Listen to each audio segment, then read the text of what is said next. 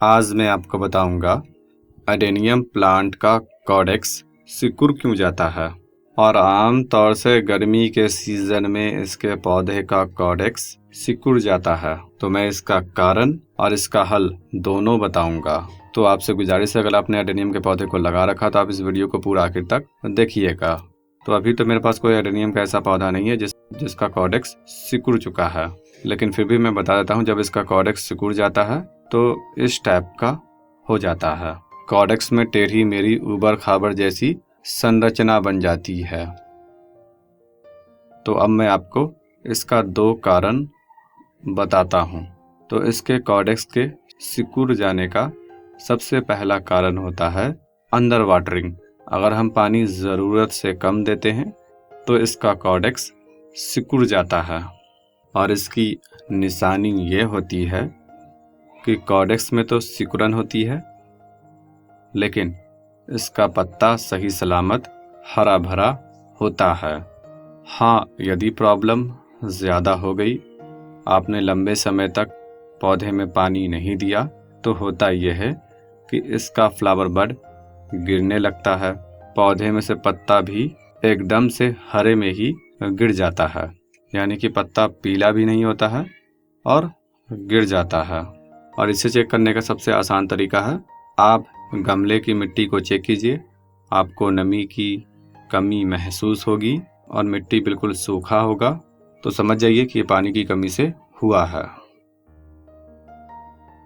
तो इस प्रॉब्लम से निजात पाने के लिए आपको करना यह है कि पौधे में पानी ज़रूरत के हिसाब से देना है और साथ ही साथ इसके कॉडेक्स पर भी पानी का स्प्रे करना है। अगर आपके पास स्प्रे बोतल नहीं है तो आप हाथ से भी पानी को छिड़क सकते हैं। आपको इसी तरीके से करते रहना है। कुछ समय के बाद धीरे धीरे इसका कॉडेक्स अपनी पहले की हालत में आ जाएगा। आगे बढ़ने से पहले आपसे गुजारिश है, अगर आपने सब्सक्राइब नहीं किया है तो सब्सक्राइब कर दीजिए और सब्सक्राइब करने के बाद बेल आइकन को भी दबा दीजिए ताकि हर एक वीडियो की नोटिफिकेशन आपको मिल सके।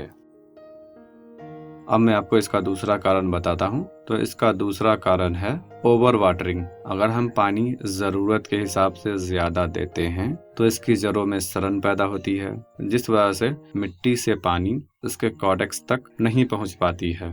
और जब नहीं पहुँचती है तो इसका कॉडेक्स सिकुड़ जाता है। और जब ये प्रॉब्लम ओवर वाटरिंग की वजह से होगी तो इसका सबसे बड़ा निशानी ये होगा कि पौधे का पत्ता एकदम से पीला होकर गिरने लगेगा और इसके फ्लावर बड भी गिर जाएगी, फूल भी गिर जाएगी और यहाँ तक कि नया पत्ता होगा वो भी गिरने लगेगा।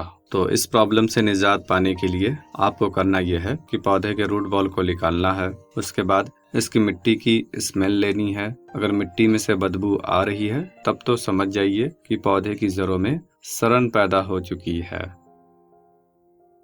तो अब आपको करना यह है, इसके रूट बॉल को निकालने के बाद इसमें से सारी मिट्टी को हटाना है और पौधे के जड़ों को धो धा कर अलग कर देना है। उसके बाद जो जड़ सड़ चुकी है उसे काट देना है। काटने के बाद उसके ऊपर फंगिसाइड को लगा देना है और 1-2 घंटे के लिए उसे छायादार जगह पर छोड़ देना है। उसके बाद आप नई पोटिंग सॉइल में लगा सकते हैं। इसके अलावा मैं आपको सलाह देना चाहता हूँ कि जब भी आप बेयर रूट अडेनियम के पौधे को खरीदें, और आमतौर से जो पौधे ऑनलाइन आती है उसमें मिट्टी नहीं होता है, सिर्फ पौधे की जड़ होती है। और जो पौधे में सिर्फ जड़ हो, मिट्टी या फिर कोकोपीट या किसी चीज़ में नहीं लगा हो, उसे बेयर रूट कहते हैं। तो ऐसे पौधों को लगाने से पहले आपको पौधे को फंगिसाइड के घोल में कुछ देर के लिए डुबोकर रख देना है, जिससे पौधे की फंगस से भी हिफाजत हो सके और उसके कॉडेक्स में थोड़ा पानी पहुंच सके। और जब आप उसके पौधे को फिर लगाएंगे तो पौधा सही सलामत रहेगा। अगर आप ऐसा नहीं करते हैं, आपने किसी बेयर रूट पौधे को खरीदा और खरीदने के बाद सीधा लगा दिया, तो आमतौर से देखा जाता है कि उसका कॉडेक्स 1-2 दिन में सिकुड़ जाता है या फिर पहले से सिकुड़ा हुआ होता है। तो खैर, ख्याल रखिएगा, हमेशा बेयर रूट पौधे को लगाने से पहले फंगिसाइड के घोल में डुबो कर रख देना है। 1-2 घंटे के लिए भी रख देते हैं तो इससे इसका काम चल जाता है। तो उम्मीद है ये वीडियो ज़्यादा लंबी नहीं हुई होगी।